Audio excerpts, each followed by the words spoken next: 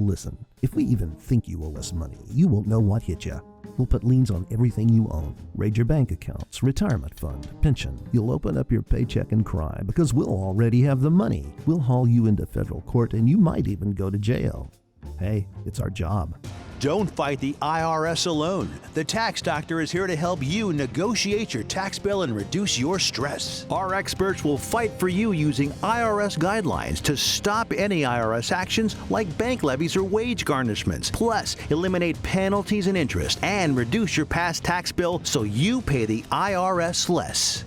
Help is here to deal with the IRS to reduce your stress. If you owe $10,000 or more in back taxes, do not call the IRS alone. Call a tax doctor now for a tax emergency analysis. I'd have my mom call the number on the screen. You come see me alone. We'll work it out. Really, we will. Attention timeshare owners. This is an urgent consumer alert from the Timeshare Exit Hotline, a national company specializing in helping consumers legally get out of their expensive timeshare contracts. We're offering you a way to legally get rid of your timeshare. So if you're fed up with the maintenance fees that keep on coming and want to learn if you can terminate your timeshare legally and permanently, call today. Even if you've tried before and were unsuccessful in getting rid of your timeshare, call today and see if we can help. We offer a complete 100% unconditional client satisfaction guarantee. Make this completely free call and learn how we can help you legally put an end to your timeshare nightmare once and for all. You have nothing to lose, so call right now to qualify and receive a free consultation. You can terminate your timeshare legally and permanently, but you've got to call now. Call the number on your screen today. It's a free call. Hey, AMP News Patriots, join us in saluting the unwavering heroes who rush towards danger and are always there when you need them. Presenting the First Responder 911 Foundation Challenge Coin, masterfully crafted by our artisans to pay tribute to our heroes. Own this beautiful memento of our gratitude for your support while celebrating their courage and their dedication. For only $29, you can support those who serve and protect. Secure your challenge coin today at firstresponder911.org. Order yours now. When I grow up, I want to work for a woke company, like super woke. When I grow up, I want to be hired based on what I look like. I want to be judged by my political beliefs. I want to be a conformist. When I grow up, I want to be offended by my coworkers and walk around the office on eggshells. When I grow up, I want to weaponize my pronouns. What are pronouns? It's time to grow up and get back to work. Introducing the #1 woke-free job board, redballoon.work.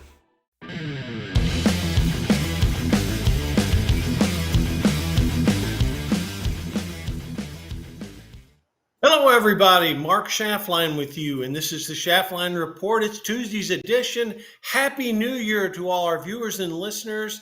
And I'd like to welcome back my friend, my co-host, Tom Amenta. We're broadcasting today from Delray Beach, Florida, and the great city of Chicago. Tom, Happy New Year, and welcome back to Schaftlein Report. Happy New Year, brother. It's good to be back. Good to see you. You know, Tom, you and I spoke many, many times in 2023 about what we think the electorate wants. And unfortunately, At this point, as we flip the calendar to the new year, the more they change, the more they stay the same. Tom, it's like a flat line out there. There literally has been no movement through the month of December on anything. I mean, the Trump-Biden race, which, it looks like it's going to be, despite the fact that at a minimum, 65% of Americans don't want this. But, Tom, Joe Biden's in there at a 40% approval rating.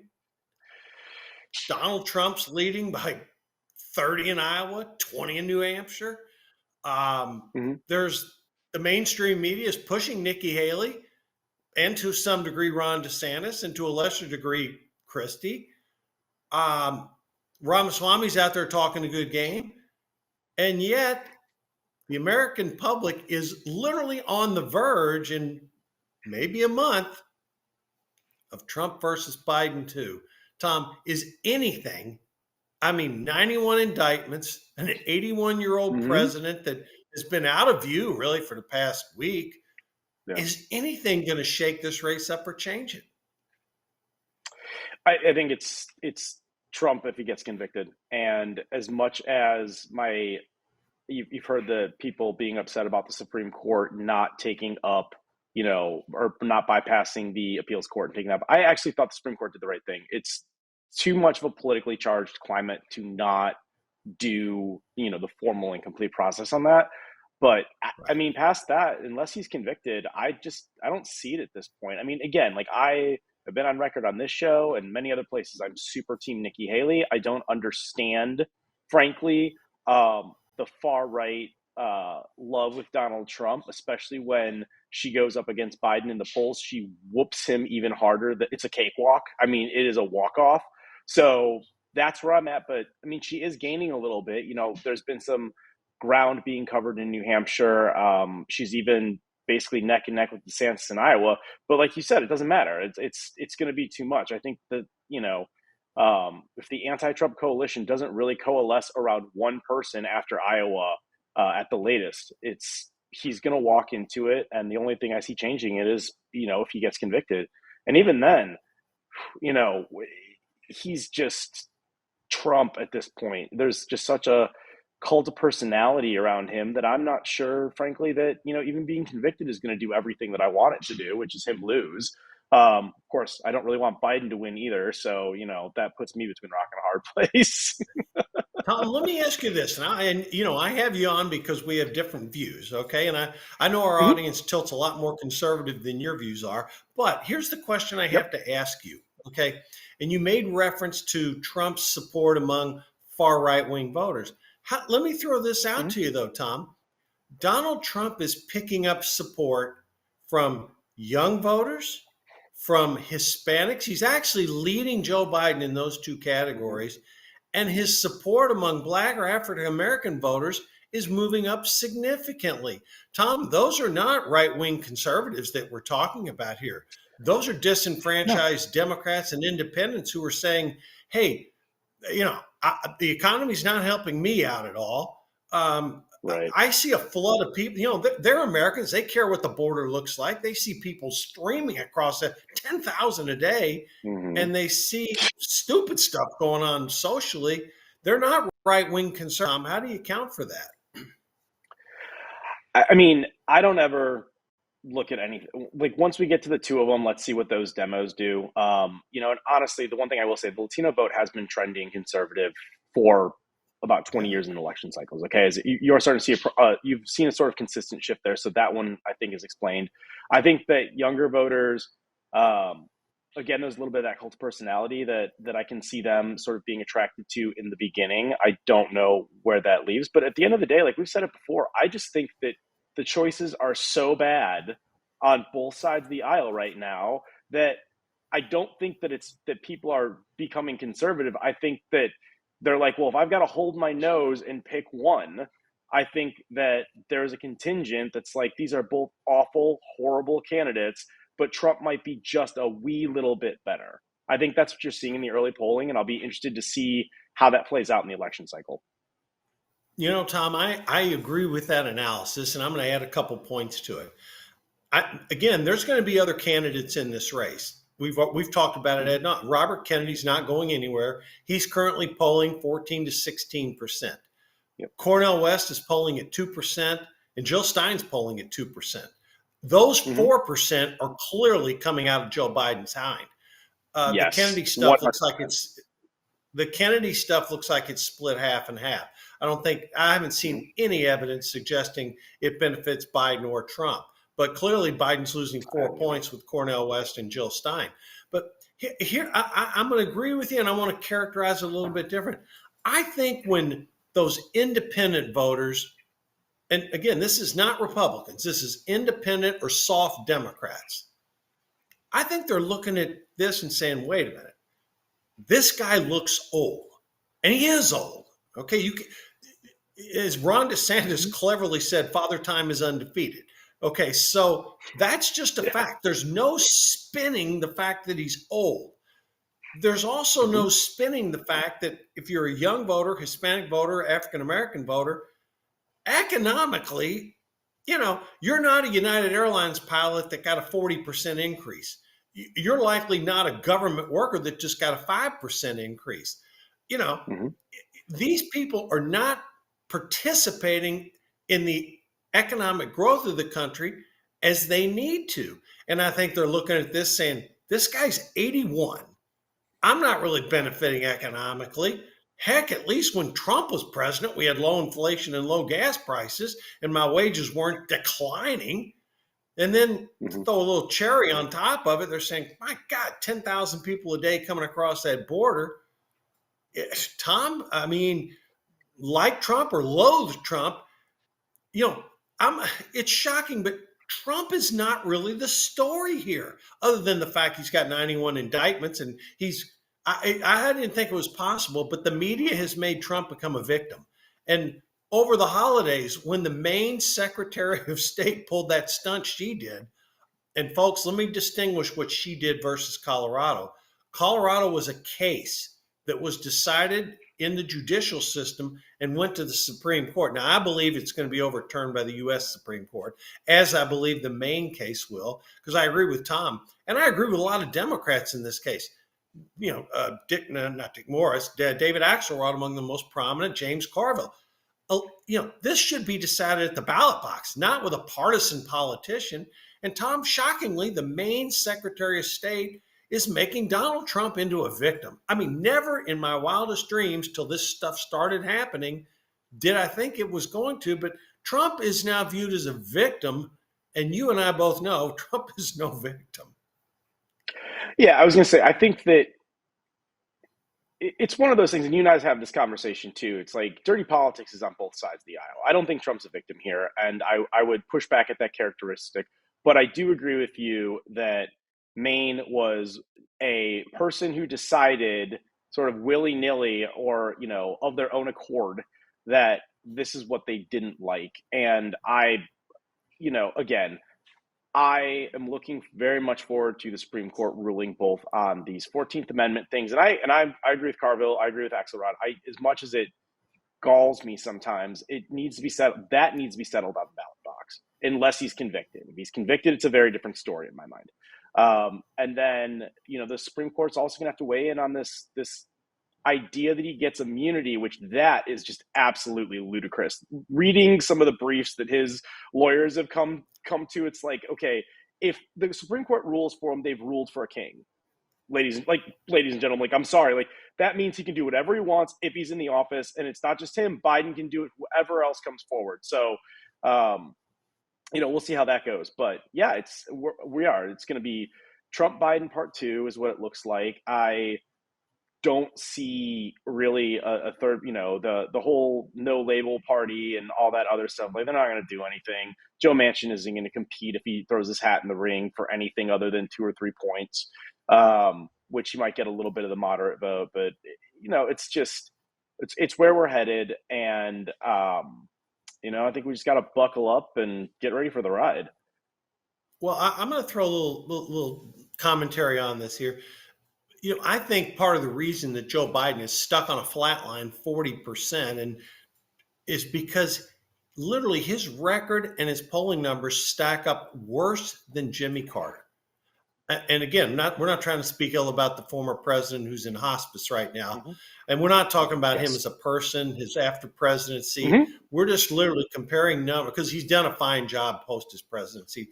Everyone would agree with that, depending on what side of the fence you're on. But we're comparing the analysis of when former President Carter was in office to where President Biden is now. Biden's numbers literally are worse than Jimmy Carter's, and we know what happened. Now, again, Jimmy Carter ran against Ronald Reagan. Donald Trump's no Ronald Reagan, but Joe Biden, he just comes off way worse than Jimmy Carter did because Carter was a likable enough type guy. He was smart enough. The guy was a nuclear scientist. But again, Joe Biden doesn't have those characteristics. And then when you throw in the perception, real or not, about what the influence peddling done by the Biden crime family and or Hunter Biden, boy, they're just staring at stuff and it's hitting them from all sides. So why is this happening? I think it really boils down to the following items. cost of living in the economy. I really believe that. A wide open border and Joe Biden's age. And, you could make the argument, Tom, that Joe Biden hasn't fulfilled his constitutional responsibility. You got a wide open border. He's not doing anything to protect the integrity of the United States. Hell, he tried to go around the Supreme Court on these student loan payments. He's done everything he could to skirt the law. So, it sort of works both ways. But here again, Trump has been charged. Biden has not been impeached. There's been an inquiry. There's a big difference. We're not trying to equate the two, folks. But a lot of Trump's cases are being deferred. And I'm not so certain, Tom, these trials are going to happen prior to the election. Maybe they will, maybe they won't. I don't know. Again, as our headline suggested, this race looks like a heart patient flatlining. I don't know what else to tell you. Yeah. I think that my read on it is that the Jan 6 trial that's supposed to start March the 4th is going to slip. I just don't see how the appellate court can start in a week when they are expected to look at the constitutionality of his request for immunity and then bump it at the Supreme Court and still get it all done there. And once that happens, that's going to have a domino effect of moving things. So, unless the New York case and they said that they would basically wait for the first federal if they needed to. So maybe that saves the federal one for more or less being on time. But, I know no matter what, Trump is going to trial in Georgia. That's one of those things that really people aren't talking about right now. He can do absolutely positively nothing, even if he's reelected as president, to not make that trial happen. It's happening, period. There's no way on earth they're gonna make that go away. Now, if he's convicted and he's also the president-elect, good God, I don't even know how you start to litigate that, or I don't even want to think about it. Okay, there's not enough. Well, I'll tell you what's going to happen. To go through that one. I'll tell you what's going to happen. But we'll this is not a tease, folks. But on the other side of we're going to break for about a minute. On the other side of this break, we're going to tackle that and some other issues. See you in a minute.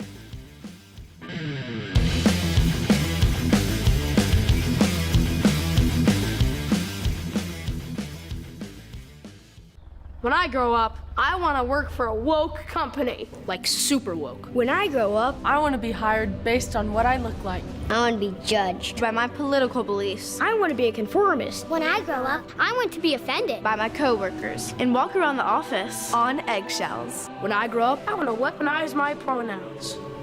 What are pronouns? It's time to grow up and get back to work. Introducing the #1 woke-free job board, redballoon.work.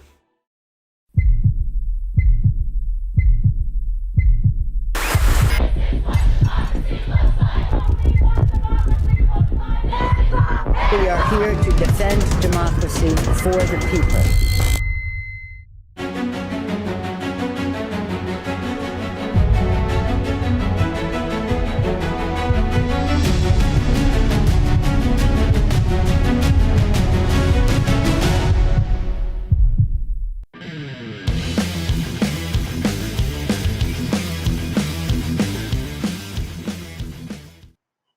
Welcome back, folks. All right, so Tom, let me address your point there. And I know I'm gonna set your beard on fire, but if, and this is a big if he can get a fair trial in Georgia, I don't know. But let's say there was a conviction in Georgia and he's president-elect, he'll figure out a way to pardon himself. I know it's a state court and not a federal one. No, he can't. It's a state. He cannot do that. No, I know he can't. And if he's a convicted felon, he has no way to do that. So, no, he can't. Well, I know that. I know what the law says. But believe me, there will be overwhelming, if someone wins the presidency, there will be overwhelming pressure to have something done about that, because the American public will have spoken. But we'll cross that bridge a little bit later when we get there. Tom, I know it drives you crazy, but it's not even that it drives me crazy or not. It's this whole idea that somehow, if that happens and somehow someone's going to try and pardon him, that the rules don't apply to him. And that's garbage. That's not American. That's not what America was built on at all. truth, justice, and the American way matters. Justice matters. And if he is convicted, and like, let's set aside the fair versus unfair for a minute and just focus on the if he is convicted and it stands. Okay, let's assume that for a moment. Then where's the justice in him doing anything else? I mean, honestly, where is it? You have this thing where we both agree this is a bad election cycle with bad choices. All right. And now we're going to have this ultimate, let's say he does get convicted. I can't, no, like that's not justice. That's not the American way. That's not what we stand for as a country, period. Well, maybe not, but and again, folks, nobody's voted yet. The voting starts in a few weeks, but this will play itself out. My whole point, Tom, is if a plurality of the American people end up voting for him, then conviction or no conviction, he will become the 47th president. But let me move on to something here about why we talked about why things are happening, the border inflation. Let me tell you another thing that ticks people off. You saw the headline come across day before. Gavin Newsome, the governor of California, is now going to provide health insurance to illegal immigrants. And I saw the headline. I did a head scratch. I said, "What? What's he doing?" That state has a $68 billion deficit, and now he wants taxpayers to foot the bill for health insurance for illegal immigrants. Again, Tom, when sort of center-right Republicans, independents, and center-left Democrats see this, they're pulling their hairs out. They're saying, "What? 10,000 people a day coming across the border, and this governor of California is giving health insurance to illegals?" I mean, why? I mean, how is this happening? So this one I haven't studied enough of what it's saying, and I want to understand that a little more. The one thing that I can say is that emergency care is always given. Period. Like if someone's really sick or anything like that, then like sometimes the insurance companies eat it. Sometimes So I need to do a little more research and understand that a little more clearly. But the one thing I do want to point out is that there's certain cases where it doesn't matter. If you're inside of the American borders and you are a certain level of sick or a certain level of hurt and you go to the hospital, they're treating you, period. So yeah, that's true. I'm not going to say it's much ado about nothing. I am going to say that sometimes when I hear people scream about this, I'm like, you have absolutely no idea how the American healthcare system works based on what you're saying. And so, again, I got to do more research. I am not saying one way or the other. I am saying that there is a percentage that's talking up this just fallacy that we somehow don't take care of people. So, well, I would say that. Yeah, I think it's a political issue more than a personal issue, and I just don't think it plays well politically in this election season that we are. You're right. I agree. Once you're here, absolutely. It doesn't matter where you came from. I mean, if you're sick, you go to the hospital. But paying for health insurance, in other words, Californians' tax dollars to go to insurance companies, that's a tough one. Yep. Might be why Steve Garvey's moving up in the polls. Listen, another issue, Tom. What is it all? Again, more things change, the more they stay the same. What is it about these Palestinian supporters trying to disrupt travel in these deep blue cities, blue states? I'm sitting there looking at this stuff going, I mean, this is astounding. I mean, a relatively small minority disrupting the travel of a majority, and it feeds into that narrative. And again, Biden gets a bad blame on this one, okay? Because for the most part, I think he's done the right part with Israel. Maybe he's kicking and screaming now because his left flank's really ticked at him. But I can't criticize someone who has generally done the right thing. But the left wing of his party, these Palestinian lovers, Tom, I don't get it, but it's happening in America, and it continues to happen. So for the audience that's new to me, in addition to being a former Army Ranger with multiple combat tours overseas in the 75th Ranger Regiment, my degree is also in political science with a focus on international relationships in the Middle East. So this is something I'm very, very familiar with. I think that sometimes, and this is the hardest thing for human beings to understand in general and for us to wrap our heads around, but two things can be true at once, okay? Hamas can be an awful terrorist organization that absolutely, positively needs to be put in check and taken out, and I have there's nothing you can say other than that. That is the truth. And it can also be said that Israel has had a very low regard for the humanitarian side and trying to minimize civilian casualties. Now, a lot of the numbers coming out of Palestine and how many people died and all that, there's a lot of garbage in there because you're only getting them from Hamas, literally. Okay, so like, don't get it twisted. But at the same time, we are on record as knowing that Israel's dropping 2,000-pound JDAMs, bunker blasters, in an urban environment. The standoff for one of those is a mile. You're supposed to be a mile away for the minimum safe distance when that thing goes off. And you're going to tell me that that's the thing you should be using in a situation like this? No, absolutely not. And this one's really, really hard for me because I absolutely adamantly believe that Israel has every right to defend itself, every right to take control of its borders, everything to go after Hamas after they just straight up gunned down 1,200 people at random, right? At the same time, I can't not have all of the experience that I have in the military, understanding what some of these weapons do, understanding the political nature of all of this, and not look at Netanyahu and his war cabinet and go, dude, dial it back 20%. I mean, there's so many other ways you can go about certain things. You've got, and I know we're coming up towards the end of the show, so I'll skip some of that. You can bring me back if you want me to do it in more detail. But I think both are true at the same time. And I think that that's where you're getting a lot of this anger from this pro-Palestine, even if I think the majority of it's misguided. The majority of it is people that don't fully understand the situation. For people who do understand the situation and really do see it, it's also really hard to be 100% on any side of this. Both sides are doing some really wrong things. They really are. They're not handling some of the things the way that they should, and it's getting complicated, at least in my opinion. And I think that's what you're seeing with some of this. Well, the good news is the Israelis took out 4 Hamas leaders. The bad news is they took them out in the city of Beirut, and there is risk to opening up a second front. But they have been taking out large numbers of Hamas leaders, and it doesn't shock me at all that Hamas is negotiating to try to bring a ceasefire, a hostage exchange, etc. Tom, we got about a minute left. I know the Russian-Ukraine conflict is basically a stalemate. People are dying in huge numbers on both sides. What Putin will do, I don't know. I hear different reports. But let me bring something close to home here. Maybe there is justice in the world. Just breaking news. Harvard's president has resigned. And it finally took a plagiarism case, not testimony before Congress. 30 seconds left, Tom. Give me your thoughts on that. I mean, we were talking about this pre-show when it comes to that. Like, college students are stupid. I mean, I was a moron when I was in college. Like, you're just too young.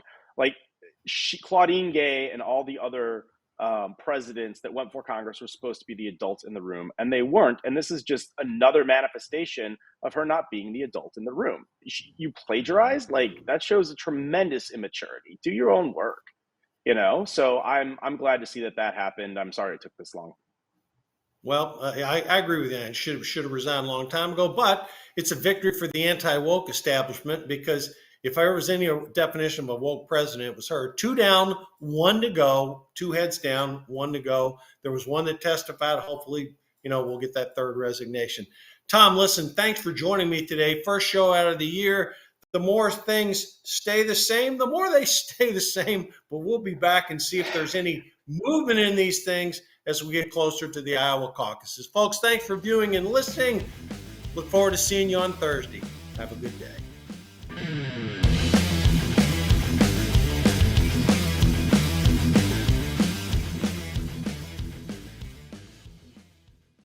The world is about to shift. Banks are going cashless globally with the emergence of central bank digital currency, which will bring with it programmable money and the ability to turn on or off your purchasing power based on your digital social profile. It's like the equivalent of spyware in your bank account. You need to get out of the system with the world's safest and most private assets, silver and gold.